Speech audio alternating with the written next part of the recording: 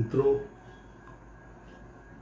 आज के इस विशेष कार्यक्रम में बातों बातों में के यह अनुषंग है जिसमें हम हिंदी सिनेमा के सुप्रसिद्ध कलाकार हास्य अभिनेता श्री जगदीप को श्रद्धांजलि देने के लिए डॉक्टर अनिल चौबे जी से बातचीत करेंगे।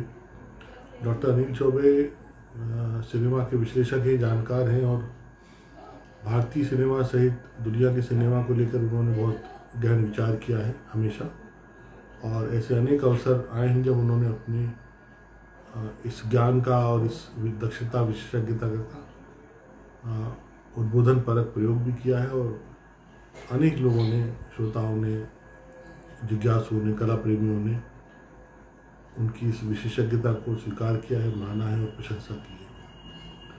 वे सिनेमा के एक तरह से साधक हैं और ये वर्षों से इस कार्य से जुड़े हुए हैं। शायद 40 वर्ष से अधिक हो गया होगा जब वे सिनेमा के अवलोकन में, संग्रह में और समय समय पर उसके संदर्भों को लेकर बात करने के लिए वे जाने जाते हैं।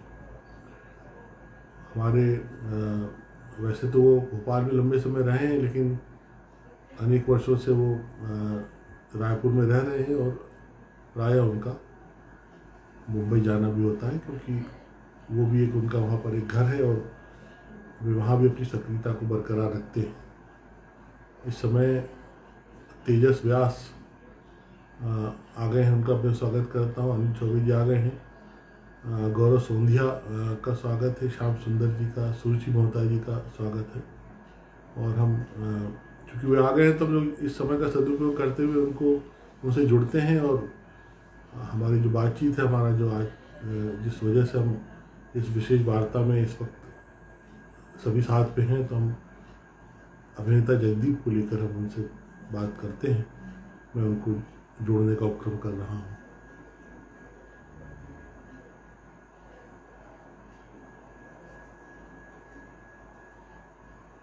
आदर्श मिश्रा, अनिल देशमुख,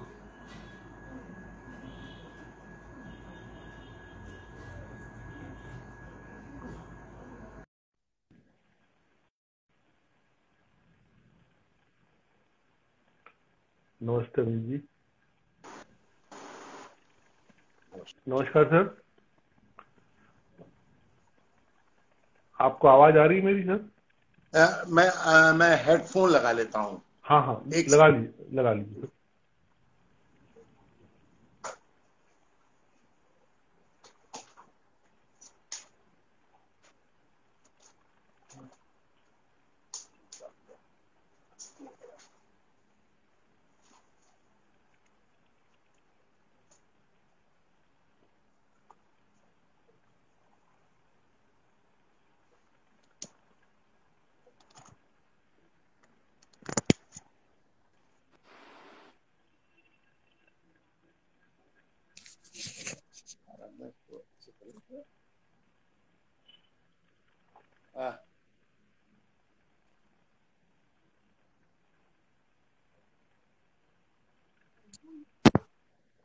बगैर आवाज आएगी क्या? हाँ, ठीक है। आपको आवाज आ रही है मेरी? आप, मेरे को आवाज आ रही है। और थोड़ा सा कैमरा जो है ऊंचा कर लीजिए, या आप थोड़ा सा नीचे होके बैठ जाइए। दो में से जो ठीक लगे, ऐसे थोड़ा सा। अब ठीक है? हाँ, ये ठीक है जी सर। जिस तरह से यह आकस्मिक रूप से हमको फिर पुनः संयोजित होना पड़ा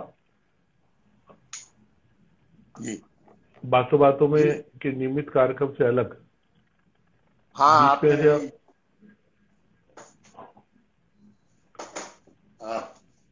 मुझे पंखे की आवाज आ रही थी तो मैंने उसको बंद कर दिया। जी हाँ, बीच में ऐसे कुछ एक अवसर आए जब हमको इस तरह से आना पड़ा है। और हाँ, ये 5वीं बार ऐसा हो गया। हाँ, मूलभूत इसकी वजह ये है सर कि ऐसे वक्त में जब चूंकि भारतीय दर्शक का सिनेमा से असाधारण लगाव होता है। सब नंबर प्रथम श्रेणी में मनोरंजन का अगर कोई साधन है और प्रथम पसंद का, तो सिनेमा ही है। सिनेमा के कलाकारों से जुड़ता है, उनकी हाव भाव, भूमिकाओं से, और उनकी जो एक पहचान बनती है उसको रिकग्नाइज करता है हमेशा। वैसी अपेक्षाएं भी वो करता है।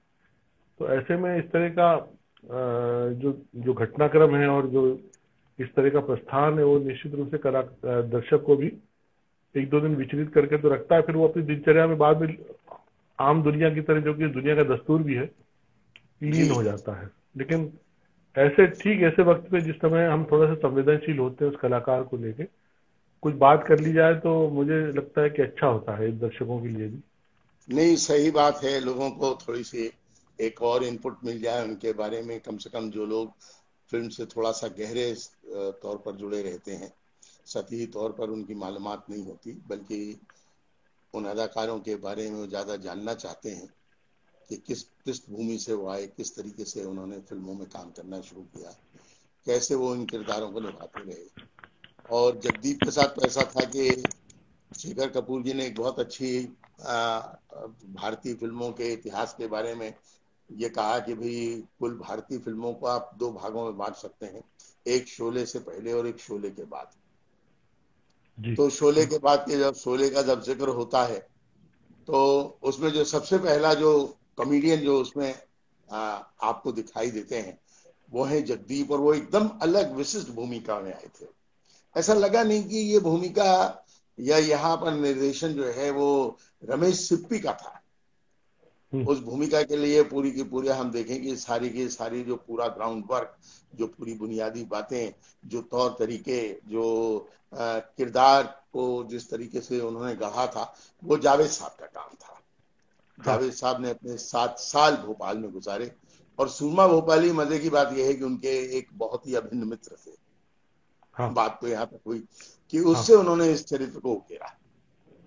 बिल्कुल। अब बात यहाँ पर यह आती है कि जगदीप भी उनका उनका जो संबंध है वो मध्य प्रदेश से रहा है।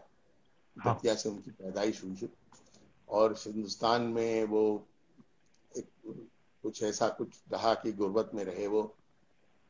तो उनके जो प्रारंभिक 1939 38-39 का उनका जो जन्म है, जी उससे जी। लेके 1952 तक, 51 तक के वो 50 तक 10-11 साल की उम्र उन्होंने दतिया में गुजारी। हाँ। जब माँ को ऐसा लगा कि भाई यहाँ पर कोई वो नहीं है। देखिए, हिंदुस्तान तब बढ़ गया था, और मुसलमानों के सामने एक वो हर एक के सामने नहीं, लेकिन जो थोड़े से आसूदा थे, जो जिस तरह का काम कर सकते थे, जा सकते थे, उनके पास एक चॉइस थी कि पाकिस्तान चले जाएं। बाकी लोगों के पास ये नहीं था, वो अपनी जमीन के बाहर कुछ नहीं देख रहे थे। लेकिन वहां भी उन्होंने देखा, उनकी माँ, वालिद तो उनके खत्म हो चुकी थी, उनका इंतकाल हो चुका था, कि माँ जाए तो जाए कहाँ। तो उन्होंने सोचा कि नहीं, ऐसा करते हैं कि उनका एक बेटा, बड़ा बेटा जो है बम्बई में काम करता था, वो बम्बई की तरफ चल पड़े। लेकिन ऐसा कोई बड़ा काम उसके पास था नहीं। तो हाँ। माँ को भी ऐसा लगा कि इस पूरी जिंदगी के जद्दोजहद में वो एक यतीम खाने में बावर्ची का काम करने लगी, खाना बनाने लगी। चाहती थी कि जगदीप की अच्छी खासी एजुकेशन हो जाए, उनको अच्छा तालीम मिले, और उन्होंने उनका दाखिला करा भी दिया। लेकिन उनको ये मालूम था, इश्तियाक सैयद इश्तियाक अहमद जाफरी साहब को, कि भाई मेरी माँ तो बहुत गरीब है। और उस दौर में बहुत से ऐसे बच्चे थे उनके हम उम्र, जिनको वो देखते थे कि वो बाकायदा काम करते हैं, अपने घर वालों की मदद करते हैं, उनके काम में हाथ बटाते हैं। तो वो एक जिद पर अड़ गए कि मैं, आप खाना बनाए यतीम खाने में बैठकर, और मैं किसी मदरसे में पढ़ूं, ये तो मुझे नहीं हो सकता, मेरे से ये नहीं हो सकता, मुझे गवारा नहीं। कुल मिला के माँ जो है वो चाहती थी इनको तालीम मिले, बेटा ये चाहता था कि घर ठीक से चले, संघर्ष और जद्दोजहद से हमको निजात मिले। बहरहाल उन्हीं की जिद पूरी हुई, और वो एक पेटी बनाने वाले कारखाने में वो काम करने लगे जाकर। और सबसे बड़ी बात ये थी कि वो पतंग भी बहुत अच्छी बनाते थे। तो टीम के इस कारखाने में जहां वो काम करते थे, एक दिन जब वो अपने घर की तरफ बढ़ रहे थे, तो किसी एक शख्स की नजर उन पे पड़ी, और वो शख्स उनके पास आया, और उसने एक सीधा सा सवाल इनसे किया कि क्यों बरखुरदार, फिल्मों में काम करोगे क्या? क्या? अब ये तो उस समय तक इन्होंने फिल्म देखी नहीं थी, इनको मालूम नहीं था, कि उनको लगा कि ये भी कोई कारखाना है, यहाँ भी कुछ मुलाजमत करनी होगी। तो बोले क्या काम करना होगा? तो उन्होंने कहा साहब एक्टिंग करनी होगी। तो उन्होंने कहा साहब एक्टिंग क्या होती है? तो उन्होंने कहा वो तो तुम कर लोगे, मुझे देख के ऐसा लगता है। बोले पैसे कितने मिलेंगे? तो उन्होंने बताया कि 3 रुपए रोज मिलेंगे। उन्होंने फटाक से उसको कैलकुलेट किया कि 90 रुपए महीना, ये तो मैं खुद नहीं कमाता। तो उन्होंने कहा अभी चलो। उन्होंने कहा अभी तो नहीं चल सकता, कल का एक वक्त मुकर्रर किया आने वाले दिन का, और उन्होंने कहा कि कल चलेंगे हम। उन्होंने अपनी माँ को आके बताया, माँ घबरा गई, ये क्या काम है, कौन साहब हैं, कहाँ ले जाएंगे तुमको, कैसा काम दिलाएंगे। माँ पर्दा नशी थी, अड़ गई कि नहीं तुमको अकेले तो ले जाने को। तो दूसरे दिन उनकी वालिदा जो हैं वो भी उनके साथ बुर्का उर्का ओढ़ कर वो वहां पहुंची। वो उनको ले गए, बी.आर. चोपड़ा की फिल्म बन रही थी अफसाना। पहली बार अशोक कुमार डबल रोल में, और पहली बार वो बी.आर. चोपड़ा के साथ काम कर रहे थे। ये बताऊं आपको, 1951 में ये फिल्म रिलीज हुई। बाद में 1972 में बी.आर. चोपड़ा ने इसी फिल्म को दोबारा बनाया था दास्तान के नाम से, जिसमें दिलीप कुमार का डबल रोल था। जी जी। तो उस फिल्म में सेट लगा था उसकी फिल्म की। आपने यदि दास्तान देखी हो, अफसाना देखी हो, तो बड़ी मजे की बात है कि कुछ बच्चे जो है इकट्ठे हैं, वही नाटक कर रहे हैं, वही बच्चे किरदार हैं, वही बच्चे ऑडियंस में बैठे हुए हैं। तो उसमें उनको अभी ऑडियंस में बिठा दिया गया। अब सिलसिला ये था कि सारे बच्चे तो गुजराती और मराठी भाषी थे, तो एक डायलॉग था उर्दू में। अब किसी को वो बन नहीं रहा था। यश चोपड़ा उसके सहायक निर्देशक थे। तो यश चोपड़ा जी ने कहा कि कोई ये बोल सकता है क्या डायलॉग? तो इन्होंने हाथ ऊंचा कर दिया कि मैं बोल सकता हूँ, क्योंकि वो तो उनको जबान में वो उनका वो पुट नहीं था गुजराती या मराठी वाला। तो फिर पता पड़ा कि जो डायलॉग बोलता है या बोलेगा उसे 6 रुपए मिलते हैं। अरे वाह। तो उनका रेमुनरेशन पहले ही दिन जो है वो 6 रुपए हो गए, और उन्होंने डायलॉग बोला। अब डायलॉग बोला तो एक्स्ट्रा सप्लायर वगैरह की नजर में आ गए वो कि यार ये तो लड़का बड़ा बहादुर है और अदाकारी में माहिर है, डायलॉग बिल्कुल उसी तरह बोलता है जैसे उसको समझा दिया जाए, समझ में इसके बहुत ग्रास्पिंग इसकी बहुत अच्छी है। तो उन्होंने उसको अपना मौका देना शुरू किया, भैया तुमको और फिल्मों में काम वाम मिलेगा। तो ये जो पहले जो सज्जन थे ये आगे बढ़ गए और उन्हें काम मिलने लगा। एक फिल्म थी धोबी डॉक्टर, किशोर कुमार की, 1953-54 में फिल्म आई थी। उसमें इन्होंने किशोर कुमार के बचपन का रोल किया था। और इस फिल्म में आशा पारिक भी चाइल्ड आर्टिस्ट थी इसी फिल्म से। अच्छा। धोबी डॉक्टर में तो वो भी इस फिल्म में काम कर रही थी। और अब इनका काम जो है नजर में चढ़ गया। नजर में चढ़ा ख्वाजा अहमद अब्बास की एक फिल्म बनाई थी 1954 में, मुन्ना। अच्छा। उस फिल्म में उनको काम मिला। बिमल राय की नजर गई इन पर। बिमल राय ने इनको 2 बीघा जमीन दी। 2 बीघा जमीन तक आते आते तो कॉन्फिडेंस इनका बहुत बढ़ गया था। बहुत बढ़ गया था, क्योंकि उन्होंने बीच बीच में बहुत छोटे छोटे अच्छे से रोल किए, और अब जो है वो टीनेजर हो चुके थे वो, बल्कि जवानी की तरफ उनका जो है वो कदम रख चुके थे जगदीप। 15-17 साल की उम्र। उसमें एक फिल्म एवीएम की उनको बहुत अच्छी मिली, उस फिल्म का नाम था हम पंछी एक डाल के। जी जी। नेशनल इंटीग्रेशन पर यह फिल्म बहुत ही जबरदस्त थी, और इनका रोल ऐसा था, इसमें सब भाषा भाषी लोग होते हैं। उसमें गाना था, यदि आपको याद होगा और जरूर होगा, हम पंछी एक डाल के संग संग डोले, बोली अपनी अपनी बोले संग संग डोले, हम पंछी एक डाल के। एवीएम प्रोडक्शन की वो चिल्ड्रन फिल्म थी। नेहरू जी उस फिल्म से इतने मुतासिर हुए, और खास तौर से जगदीप से उनको पुरस्कार दिया। हाँ, तो अब इसके बाद एवीएम की जो अगली फिल्म थी भाभी, जिसमें वो नंदा के साथ थे, अब वो युवक हो चुके थे, तो उसमें उनको भूमिका मिली। एक बड़ा अच्छा गाना था, अच्छा पतंग बनाते थे वो, मैंने आपको कहा कि टीन के कारखाने में तो काम करते थे लेकिन पतंग भी बनाते थे। तो उस फिल्म में एक गाना था, चली चली रे पतंग मेरी चली रे, रफी और लता का डुएट था, जो जगदीप नंदा पे पिक्चराइज हुआ था। आज भी वो गाना सुना जाता है, बल्कि म्यूजिकली इतना अच्छा गाना वो माना जाता है चतुर्थ के।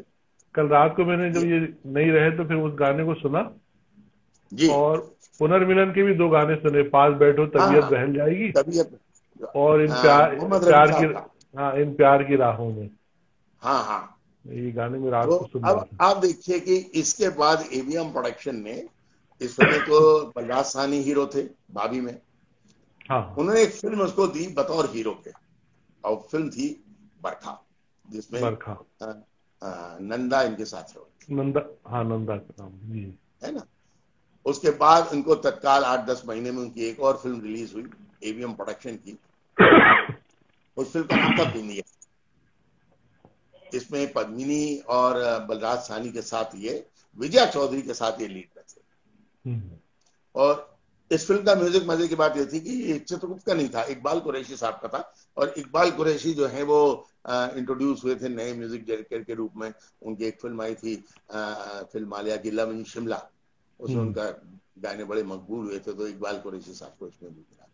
तो आप देखें कि इनका जो कैरियर ग्राफ था वो बढ़ता चला गया, लीड रोल में आने लगे, पुनर्मिलन, नूर महल, और ये सब करते करते 1964 में उनकी ये स्थिति हो गई कि आप पाएंगे कि वो राजस्थान पहुंच गए।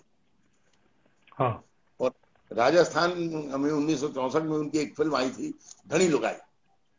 ये द्विभाषी फिल्म थी, वो यानी राजस्थानी में भी बनी थी और वो भोजपुरी में बनी थी। अच्छा, तो दो बार, हाँ, दो द्विभाषी थी, डायलेक्ट थी, भाषा तो नहीं कहेंगे, डायलेक्ट थी। तो अब उसके बाद आप देखिए कि 1988 में फिर वहां पर पहुंचे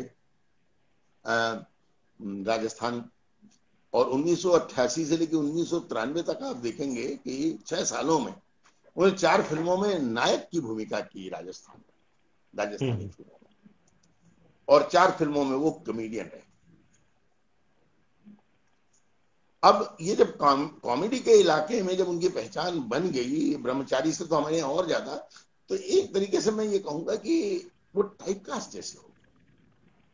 हाँ सर, एक बात मेरी जानने की इच्छा है, मतलब मैं इस बात को बड़ा मैं लगभग जब छोटा था तो जैसे शॉक्ड होता ना, सदमे में आ जाता। हाँ। तो इन्होंने बाद में जब कॉमेडियन हो गए और बहुत सारी मसाला फिल्मों में आते थे छोटी छोटी भूमिकाओं में, तो इन्होंने वही उस भाषा बदल ली थी अपनी। मतलब पहले जब वो पहले नायक की तरह और चरित्र अभिनेता और सहायक भूमिकाओं में काम करते थे तो सीधी जो उनका एक मूल स्वर था उस तरह से बोला करते थे। फिर बाद में ये जो घिसटने वाली आवाज है जो इन्होंने, ये इनकी पहचान बन गई आखिरी समय तक। दो तरह की आवाज, फिर वो आवाज स्थायी हो गई, फिर वो ओरिजिनल आवाज फिर लौट के नहीं आई। हाँ, ये किस वक्त शुरू हुआ? ये इनको जो इन्होंने एक तो गुरेज नहीं किया कोई भी फिल्मों को काम करने से, छोटी बड़ी फिल्में कुछ भी मिले, कोई ईगो नहीं था। ये बड़े कबीर किस्म के आदमी थे। इनको लगा कि मैं जहां से आया हूं, वहां से मैं जिस मुकाम पर आके खड़ा हूं, ये मेरे लिए बहुत बड़ी है, उसकी इनायत है ऊपर वाले की, जिससे मैं आया हूं। ये जो ब्रह्मचारी के बाद से जो टाइप कास्ट होने शुरू हुए, हालांकि ऐसा नहीं है, क्योंकि बहुत सारी फिल्में थी, नौनिहाल में वो कवि बने थे, संजीव कुमार की एक फिल्म थी, खिलौना, 3 बहुरानियां आप कह सकते हैं। एक फिल्म आपको यदि याद हो, रैमसे ब्रदर्स की पुराना मंदिर, हाँ, ऐसी हॉरर फिल्मों में बहुत आए। उनकी फिल्में, हॉरर फिल्में कम होती थी रैमसे की, जब वो डराने के लिए कुछ होता था तो बहुत से दर्शक हंसने लगते थे। नगीना, जानी दुश्मन, इस तरह की बहुत मच्छर सिंह करके डकैत की इन्होंने भूमिका की थी। और नाम था उनका मच्छर सिंह, और थे वो डकैत। तो इस तरह की फिल्में, शहनशाह में वो फुटपाथ एक फिल्म थी 1953 में, उसमें बाल कलाकार से जेब कट बने थे और नाम जगदीप ही था। बिल्कुल बिल्कुल, दिलीप कुमार वाली फिल्म थी, जिया सरहदी की फिल्म थी। हाँ, एक ढाके की मलमल, उसमें भी काम किए थे।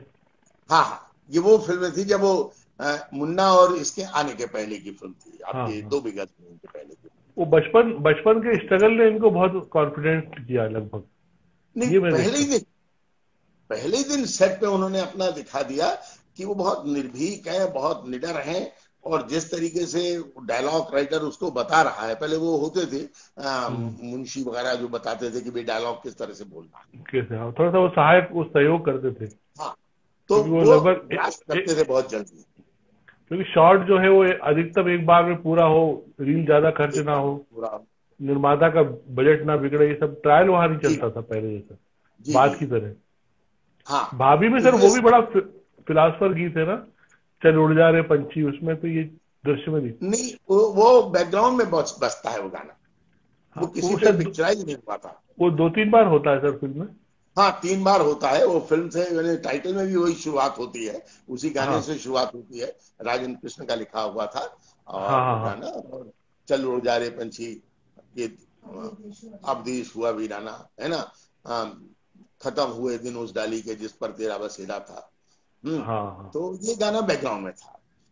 जगदीप के हिस्से में जो गाना आया था, मैंने वो आपको बताया, चली चली रे मैं पतंग मेरी चली हाँ, रे, चलिए है जी। ना, वो गाना वो बड़ा मकबूल हुआ, और वो फिल्म में बहुत ही अच्छी तरीके से फिल्माया गया था। रंग एक मेरी मुझे पतंग का। एक मुझे वो याद आती है, वो एक फिर वही रात करके डैनी साहब ने बनाई थी, हाँ उसमें भी ये इनका रोल था, उसमें एक गाने में बढ़िया डांस वांस किया था, इन्हीं पे फिल्म आया था वो, आए यारो पीने के दिन खेलने खाने, हाँ। आए आए यारो जीने के दिन खेलने खाने, पीने के दिन नाचो गाओ के मौजे मारो, चिराग दे गए अल्लाह दीन, ऐसा करके अल्लाह। वो एक गाना था, वो डैनी ने डायरेक्ट किया था। एक्चुअली आप देखिए, अमिताभ बच्चन के साथ उनकी जो शोले में जो वो थी, कि हालांकि उससे बड़ी इंडिपेंडेंट थी वो, तो आप शोले में यदि इनके सीन निकाल दें दोनों जगदीप के, हाँ, तो फिल्म कहीं नहीं रह जाती, बहुत फीकी हो जाएगी। शोले का आपको याद होगा सर, ये भोपाल में कृष्णा टॉकीज में लगी थी, तो जी, बाद वाला टुकड़ा दोबारा जोड़ा अपना गया। फिल्म था। हाँ, बाद वाला टुकड़ा दोबारा जोड़ा गया था, जो उसमें था ना कि वो जब हम जेल से आएंगे तो आधा हमें लौटा देना। हाँ तो हाँ जी हाँ, तो जब वो शुरू में पैसे रिलीज लेने हुई, जब आते हैं उनके नाम के। हाँ, तो वो सेकंड पार्ट, पहली बार में वो पार्ट जोड़ा नहीं गया था, फिर ये जी आया कि जगदीप की 2 रील और बढ़ाई गई है, तो फिर हाँ, वो फिर ये लोग था कि वो आगे बढ़ने लगे। तो इसी जब वो, तरीके से दर्शकों को उसकी हाँ, जो रिपीट वैल्यू है फिल्म की, वो बढ़ाते थे लोग। वो अब एक उसमें गाना वो, और, अब 2 गाने और, इस हाँ, तरह की बातें भी होती है। उसमें वो सब लोगों को बैठा के हाँ कर रहे थे कि कैसे मैंने मारा पीटा उनको, कैसे जी अंदर हाँ, कर दिया। कहाँ जा इतने में रही ये हो। दोनों इतने में ये दोनों आ जाते तो वो आधा के बजाय पूरा पैसा लौटा देते दोनों को। नहीं, वो कहते हैं कि तुम साले कोई इधर उधर आके या इकट्ठे हो जाते हो और मुझसे झूठ बुलवाते हो। झूठ बुलवाते सब सबको भगाया बात वो ये। जब तक कॉमेडियन की सेंस ऑफ टाइमिंग बहुत जबरदस्त होनी चाहिए, और ये इनमें सबसे बड़ी बात थी कॉमेडी के लिए, जगदीप के पास सेंस ऑफ टाइमिंग बहुत जबरदस्त थी। ये वो, था, और आप देखें कि वो भोपाली वाला जो है, हाँ बांकेलाल भोपाली, अंदाज अपना अपना में भी उनने किया था, हाँ जिसमें अंदाज, वो सलमान खान के पिताजी बने थे, हाँ हाँ हाँ। तो उसमें संतोषी के भी साथ उनका बांकेलाल एक, भोपाली बने थे। राजकुमार संतोषी के साथ तो लगातार जुड़े रहे थे, हाँ, है ना, वो लज्जा में किया, चाइना गेट में किया, चाइना अंदाज गेट अपना वगैरह अपना में। में किया, जी। ये सब अच्छा, एक उनसे। फिल्म उन्होंने खुद भी बनाई थी, सूरमा भोपाली के नाम से। हाँ, वो मुझे याद है, भोपाल में आए थे वो, शायद 1988 की बात है, हाँ, उस समय लेकिन हमने फिल्म एक चली, उसी चली। कैरेक्टर को उन्होंने थोड़ा सा डेवलप किया था। हाँ, एक गाना सूरमा फिल्माया भोपाली। था भोपाल में, साइकिल में पिक्चराइज किया था, वो छतरी ऊपर बांध के, हाँ वो कहीं मेरे संदर्भ में वो फोटो है, पर वो मिल नहीं पाया आज। उस हाँ, समय वो फोटो मैंने इकट्ठा किया था जब लिख रहा था आर्टिकल। चाइना वो, गेट का उनका जो रोल था सूबेदार रमैया वाला, हाँ, वो बड़ा जोरदार रोल था, बहुत अच्छा रोल चाइ- उन्होंने किया। ये सब चाइना वो, गेट, इवन मुझे मुस्कुराहट याद आ रही थी बार बार, जी मुस्कुराहट जी में जी अद्भुत किरदार है वो, जो प्रियदर्शन की फिल्म है अमरीश पुरी के साथ, जी जी जी। जो घरेलू नौकर का जो रोल है, लाठी लग हाँ, जाती है तो ऊट पटांग बोल के चला जाता है, फिर वो बाद में वापस आता है। मुस्कुराहट अद्वितीय बड़े, फिल्म है उनकी, उनकी इसमें पहचान। कोई शक नहीं, जहां भी इनको बहुत अच्छा डायरेक्टर मिला, बहुत अच्छी स्क्रिप्ट मिली, वहां उन्होंने आगे बढ़ के डायरेक्टर की कल्पना से, डायरेक्टर की सोच से, हाँ स्क्रिप्ट की सोच से वो आगे निकल गए हमेशा। हाँ यानी ये बात तो उनमें थी, बड़ी जबरदस्त थी। हाँ, इंडिपेंडेंट जैसे उनको कई बार इंडिपेंडेंट रूप से जो सीन करने को मिले तो उसमें उन्होंने अपनी फिर पहचान बता दी। रोटी फिल्म की मुझे याद आता है, राजेश खन्ना मुमताज ने काम हाँ किया था। उसमें हवलदार बने थे, मुमताज से छेड़छाड़ करते तो मुमताज कुछ बोल देती तल्ख, तो नाराज हो जाते हैं, ऐसे हाँ कुछ। एक मुझे बहुत ऐसी संग्राम फिल्म याद आती शत्रुघ्न सिन्हा की, उसमें शेट्टी जो एक खलनायक थे ना, बड़े भयानक से जो दिखते थे, हाँ वो शेट्टी किसी के वजह से विलन इनका, में। हाँ, इनके पिता इनका पीछा करते हैं इनको मारने के लिए, तो ये कहीं हाँ बहुत ऊपर चढ़ जाते हैं। फिर बोलते नीचे आया, तो बोले मैं नीचे नहीं आऊंगा। बोले क्यों नहीं आएगा? तो बोले मैं नीचे आऊंगा तो मुझे ऊपर पहुंचा। तो वो बोलने का तरीका और आंखें बनाने का ढंग वंग, वही जो डरने और भयभीत होने वाले आदमी का जो पूरा, हम सबका मनोविज्ञान है ये। जी। वैसे तो दुनिया भर की बातें करेंगे, पर अचानक किसी संकट में फंसते हैं तो फिर हमारे आवाज आवाज सब बदल जाती है। तो वो इस मनोविज्ञान को बड़े अच्छे से कैच करते थे और अपनी अभिव्यक्ति में उतारते थे।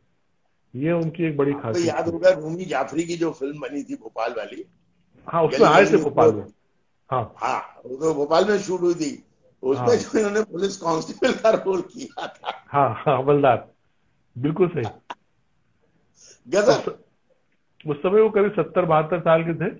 हाँ हाँ। और लेकिन आप देखिए कि उस आदमी का रहन सहन, बर्ताव, हम्म, सेट पे काम करने का तरीका, सबसे पूरी मिलनसारिता के साथ काम कर रहे हैं, कोई ईगो नहीं है, कोई किसी चीज का वो नहीं है, टेंट्रम नहीं है, हाँ, हर चीज से मुक्त रहे वो। बिल्कुल। कोई यदि उनको अपने स्कूटर में लेके चला जा रहा है कि चलो आपको फलानी जगह ले चलते हैं इब्राहिमपुर में, कुछ खिला लाएंगे, तो बैठ के वो हाँ स्कूटर से निकल जाते थे। हाँ, वो नमक वाली चाय पीने जाते थे पुराने भोपाल हाँ में, रात और को बोले 12 बजे कभी 2 उन्होंने बजे। नहीं कहा कि कोई कार आनी चाहिए मेरे लिए, है ना। हाँ बंटी के साथ भी वो कई बार आपने देखा कि वो चले गए। हाँ, बंटी बोलता था कि हम्म। बोले बड़े समय के पाबंद और बिल्कुल उस हिसाब से हाँ, उपस्थित रहना। और तो इवन जैसे ये पहनना ओढ़ना भी बाकायदा सूट वूट पहन के मतलब बड़ा लगदक होके बाहर निकलते थे, ये एक उनका एक अपना वो हाँ, था। जबकि वो नावेद जाफरी और जावेद जाफरी के पिता के रूप में जाने जाने लगे थे तब, हाँ हाँ हाँ। ऐसा वो नहीं था। हाँ हाँ। और बूगी ये बूगी जो उनका जो शो चलता था, हाँ हाँ उस सब की वजह से तो उनकी हैसियत में और भी इजाफा हुआ था। लोग उनको तो जानते ही जानते थे, लेकिन ये भी जानते थे कि इनकी जो तीनों औलादे हैं, तीनों बेटे हाँ इनके जो हैं बड़े कामयाब हैं। हाँ। ये और ये अपने साथ में जैसे इनका अपना अशोक कुमार के साथ एसोसिएशन, धर्मेंद्र जी के साथ भी बहुत फिल्मों में काम किया। आज धर्मेंद्र जी ने बहुत इमोशनली ट्वीट किया है उनको जी। लेकर। उनके साथ बहुत सारी फिल्मों में, प्रतिज्ञा वगैरह में, और पूरा मतलब शराफत फिल्म से लेके बाद में जंजला, जी। जीने नहीं दूंगा, वीर, पता नहीं कितनी फिल्में, इश्क पर जोर नहीं, मिथुन प्रतिज्ञा में चक्रवर्ती आप के उनका साथ। रोल देखे, हाँ, प्रतिज्ञा। जॉनी वॉकर के कारकुन होते हैं, है ना। हाँ और प्रतिज्ञा फिल्म में जॉनी वॉकर पे बहुत भारी थे वो। हाँ। भाई साहब, अभी हमारे लिए बड़ा गौरव की बात है कि सतीश कौशिक जी ज्वाइन हुए इस कार्यक्रम को देखने। जी जी। हाँ, अरे वाह साहब, हम मैं लोगों का नमस्कार उनको। हम लोग जी प्रणाम करते हैं आपको। हम बहुत सौभाग्यशाली कि आप, जी। हम लोग दरअसल जगदीप साहब पे बात करने के लिए एकत्र हुए हैं भैया। तो आप सहयोग से आए तो हम आपका बहुत स्वागत करते हैं। ये जगदीश साहब के निधन हो जाने के बाद ये ट्रिब्यूट के लिए हमने एक कार्यक्रम संयोजित किया है। जी। आपका स्वागत है। तो ये ये पूरे जो ये एक इमोशनल काल होता है इस तरह से किसी का जाना, और एक लंबा, चूंकि लगभग 391 फिल्में या लगभग 400 फिल्में उन्होंने 400 काम फिल्मों किया, और और हास्य को। कोई 63 साल का कैरियर रहा है उनके पास। हाँ, कोई आदमी 13 खासतौर साल से की ये। उम्र में फिल्मों में आ जाए हाँ, और और ये 2017 तक के काम करते रहे। 65-70 तक तो ये रहा है हमारे हिंदी सिनेमा में कि लगातार सहायक भूमिकाओं में जो चरित्र अभिनेता हुआ करते थे उनके लिए स्पेस बहुत होती थी। कि अगर जी नजीर हुसैन ने कोई नौकर का रोल भी किया है तो उनकी स्पेस है, देवदास में उनकी स्पेस है। ऐसे जी। ही ये जैसे जगदीप है तो उनके उनकी भूमिकाओं की भी बाकायदा भूमिका लिखी जाती थी और उसको एक प्रॉपर रिस्पॉन्स मिलता था पूरे दृश्य में भी, जो जी बाद में धीरे धीरे कम होता गया। तो इसलिए ऐसे कलाकारों का को अपने आप का व्यापक विस्तार करने का भी बहुत मौका था, और वे लगातार एक्टिव भी रहे। इसीलिए उनका नाम बात हुआ। आएगा जी। बाद में जो ये 70-80 के बाद जो एक पूरा 20-30 साल में जो पूरा समय आया, इसमें फिर वो जगह रिड्यूस होती गई, लेकिन फिर भी संबंधों और व्यवहार के आधार पर फिल्में मिलती रहती रही। ये भी है कि जो जिसने जिसके साथ जैसा एक सरोकार बना के रखा तो फिर वो कंटिन्यू बना रहा। ये भी उम्र तो कारण है। अपना टोल लेती है, क्योंकि हर आदमी के पास अपना एक काम करने के लिए एक कुछ साल मिलते हैं। हाँ, लेकिन ये 15 जरूर है साल, कि 20 साल, 30 साल, 40 साल, है ना। जगदीप साहब लेकिन के साथ ये था कि वो उनका व्यवहार उनके बेटों से ज्यादा लोगों के साथ समरस था, तो उनको काम वाम मिलता रहा, काम का संकट उनको नहीं था। ये एक बात है। सबके साथ, मैंने जैसे आपको कहा कि रूमी जाफरी की फिल्म के दौरान आपने देखा कि उसमें हाँ, कि अपने कि किस तरह से अच्छा, हाँ, उनका व्यवहार रहता था गली सेट गली पर, चोर कैसे में वो। सतीश जी ने भी काम किया है, वो भी भोपाल हाँ आए थे उस समय। जी जी सतीश जी ने जी। साथ में काम किया हाँ, जगदीप जी के। वो एक तो उनका अपना एक पहलू है। देखिए, व्यवहार डिप्टी। आदमी को बहुत दूर तक ले जाता है। हाँ, उसकी उम्र बहुत होती है। आपका एरोगेंस आपको पे नहीं करता ज्यादा। हाँ, आप कहीं कहीं हैं सीट पर, थोड़ी देर के लिए, कुछ समय के लिए आपको लोग बर्दाश्त कर लेते हैं, जी जी, लेकिन कहीं ना कहीं आपका एरोगेंस आपके अंदर खुद पतन लाता है। बिल्कुल। हुँ? तो आदमी जो बुनियादी तौर पर अच्छा होता है, हाँ, और वो बड़े गुणी ज्ञानी आदमी थे। वही। नहीं तो जिस आदमी के पास कुछ भी नहीं, वो इतना जब आगे जाता है तो वो बड़े ज्ञानवान थे। दुनिया वही देखती थी, दुनिया को समझते थे।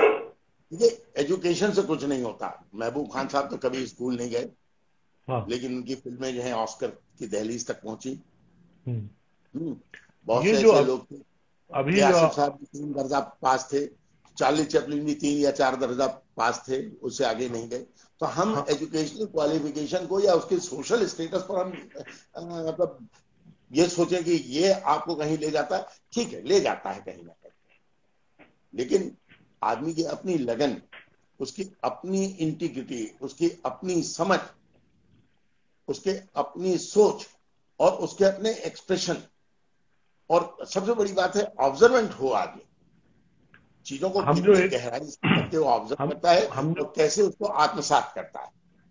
अभी जो ये जो पिछले महीने 15 दिन में जो इस सुशांत की घटना के बाद जो आरोपों प्रत्यारोपों का एक जो खराब सा दौर चल पड़ा, आप और हम वही बात कर रहे थे कि ये जगदीप जैसे कलाकार क्या इन लोगों ने कितना कठिन समय देखा। और जो सबसे बड़ी बात आप कहते हो ना कि वो भाई दृश्य में हास्य अभिनेता है, हंसी का अभिनय कर रहे हैं, पर सच में मन में क्या बीत रही है, जीवन पर क्या बीत रही है, घर परिवार में क्या कोई है, नहीं मानता। किसी को लेना देना नहीं है। लेकिन किसी से जीवन में शिकायत में नहीं रहे, किसी की आलोचना नहीं की। और इसी मतलब कोई गॉडफादर लेकर भी नहीं आए थे। बिल्कुल, क्योंकि अपनी तरह बिमल से राय आए, साहब के बारे में, अपनी जमीन बनाई, अपना एक्सपांशन किया।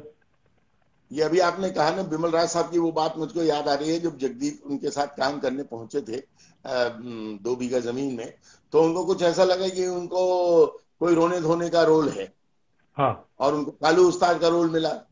तो हम्म। उन्होंने डरते डराते बिमलदास से पूछा कि मैं तो समझ रहा था कि इसमें कोई रोना धोना है और कुछ करना है। तो बोले कि वो तो तुम कर लोगे, और जो रोने धोने का काम अच्छा कर सकता है ना, और उसमें टैलेंट है, हंसाने का काम उससे भी अच्छा कर सकता है। क्या बात। बोले कॉमेडी में ज्यादा एफर्ट चाहिए, ज्यादा सही बात। समझ चाहिए, ज्यादा अंडरस्टैंडिंग चाहिए। तो बिमल राय जैसे व्यक्ति उस बच्चे को, जो अभी 15 साल का नहीं हुआ है, समझ सके कि इसका टैलेंट कितना है। सही बात। और बिमल दा के साथ जिन्होंने भी काम किया, उनके इंटरव्यूज आप पढ़िए, उनके लेखों में उनको देखिए, उनकी किताबों में आप पढ़िए, तो कितनी बातें लोग बताते हैं उनके बारे में। इसीलिए उनको लोग कहते हैं man who spoke through films. उन्होंने अपनी ज्यादा फिल्मों के जरिए अपनी बातें की। या उनको हाँ, जब उनपे डॉक्यूमेंट्री बनी थी, डॉक्यूमेंट्री का टाइटल था साइलेंट थंडर। हाँ। बिजली पहले चौंकती है, आवाज बाद में आती है। सही बात। तो उनका जो उनकी जो चमक थी वो यादगार थी। और एक अच्छा खासा कैरियर उन्होंने जिया। और उनको हम बहुत लोग अच्छा। बहुत सारी अच्छी फिल्मों के माध्यम से याद रखेंगे, और आखिरी आखिरी में उनको कोई अच्छे काम करने का मौका मिला, जब जब पारखी निर्देशक हुए, जैसे अब ये राजकुमार संतोषी की बात कर रहे हैं, तो वो जी। चाइना गेट में उनके लिए एक अच्छी अच्छी भूमिका लेके आए।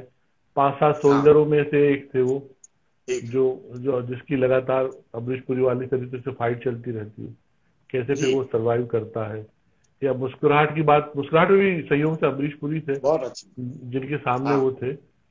ऐसी कुछ फिल्मों के माध्यम से उनको याद रखा जाएगा। और आप वैसे इस पूरे वातावरण में जब 1-2 दिन अभी लगातार जगदीप भारत हम सब दर्शकों के जहन में रहेंगे, आप कौन सी उनकी 2-3 फिल्में सुझाएंगे दर्शकों को देखने के लिए, जिससे उनको एक सच्ची श्रद्धांजलि दी जा सके? ये देखिए दर्शक को उनकी जो करना भी चाहिए।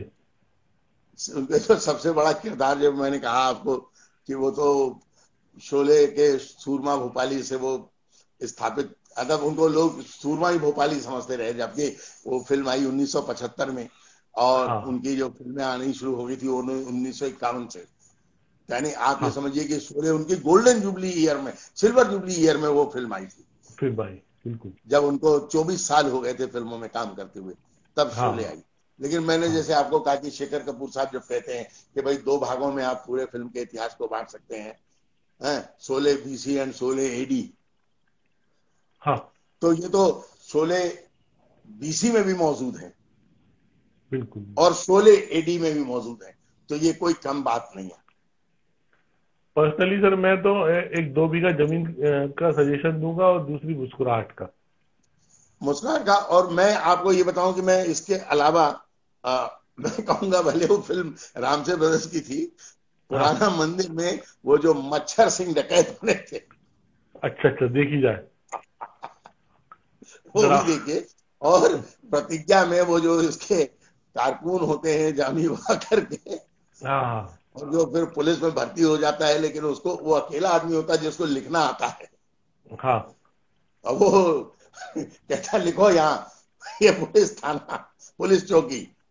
तो देसी शराब की दुकान को, शराब की दुकान को वो कटवाता, बोले शराब की दुकान निकालो, तो देसी पुलिस चौकी लिख देता। सच। बहुत ही एक उनके जो कॉमिक टाइम थे बहुत जबरदस्त थी, बहुत जबरदस्त। अच्छी हमें अच्छी फिल्में, खिलौना में बहुत अच्छा काम किया, 3 बहुरानियों में उन्होंने बहुत अच्छा काम किया, शहनशाह हाँ में जो उसमें वो सेठ जी का किरदार है अमिताभ बच्चन साहब के साथ, वो भी उन्होंने बहुत अच्छा किया। तो हाँ हाँ भाभी में भी आप देखें, बलदेव बिल्लू के रूप में चली चली रे पतंग मेरी चली रे, जब वो हाँ पहली हाँ बार एक रोल में आपको मिलते हैं। उसके बाद हालांकि एवीएम प्रोडक्शन में बरखा भी आ गई, उनकी बिंदिया भी आ गई, बाद हम्म, में पुनर्मिलन भी आ गई, नूर महल भी आ गई। और मैंने जैसे आपको कहा कि 9 फिल्में तो उनको राजस्थानी फिल्में हैं जिसमें 5 के नायक रहे। तो हाँ बतौर नायक भी उनकी बहुत सारी फिल्में, जो सूरमा भोपाली उन्होंने खुद बनाई थी। हाँ। इस शहनाई वादक कलाकार लोकेश जी हाँ लिख रहे हैं प्रतिज्ञा के बारे में, तो हम बता दें कि हाँ, प्रतिज्ञा का हमने हम प्रतिज्ञा की अभी बहुत बात कर अच्छे रहे से हैं। जिक्र किया। इवन जी, आप ममता की छांव में जो किशोर कुमार की फिल्म थी, किशोर कुमार की उसमें, फिल्म थी। हाँ, उसमें जानकी नंदन का एक किरदार उनका बहुत, हाँ, है ना, किशोर है। कुमार ने मतलब आग्रह पूर्वक उनको लिया था उसमें, क्योंकि किशोर कुमार और भी। अब किशोर कुमार से उनका एसोसिएशन, मैंने आपको कहा कि धोबी डॉक्टर जो थी फिल्म, जैसा मैंने आपको जिक्र किया कि हाँ धोबी डॉक्टर में उन्होंने किशोर कुमार के बचपन का रोल किया था, और उसी फिल्म उसमें पहली फिल्म थी वो एज चाइल्ड आर्टिस्ट आशा पारिक जी की। ये दोनों इंट्रोड्यूस है। ये तो फिल्म कर चुके थे, आशा पारिक की पहली फिल्म थी। हाँ हाँ, बाद में उन्होंने विमल राय के साथ आशा पारिक ने बाप बेटी करके फिल्म थी, उसमें चाइल्ड आर्टिस्ट के रूप में काम किया। जी जी जी। जी, तो हम इसी एक भावना के साथ कि ईश्वर उनकी आत्मा को शांति दे, और ये समय और समाज और दुनिया, भारतीय दर्शक खास तौर से एक अच्छे अभिनेता के रूप में एक अंत तक सक्रिय बने रहने वाले बहुत आश्वस्त किस्म के कलाकार को याद रखें, जी। यही एक कामना करते हैं, और विदा लेते हैं। उनको आपका हमेशा बहुत। लोग याद रखेंगे, जब तक के फिल्म चलेगी जी। तब तक के जगदीप अमर रहेंगे। और 2 बीघा जमीन को हम अंततः मतलब जाते जाते एक आइडियल फिल्म इसलिए मान सकते हैं सर, क्योंकि बिल्कुल। अंत अंत तक उनका चरित्र था जो उस बच्चे का भी मनोबल बढ़ाता है और नायक का, दोनों का। कल्लू उस्ताद। कल्लू। तो हमारी विनम्र श्रद्धांजलि, और हम लोग विदा लेते हैं। जो हमारी हमारे विदा। इस बातचीत में साझी हुए सबका धन्यवाद करते हैं। नमस्कार।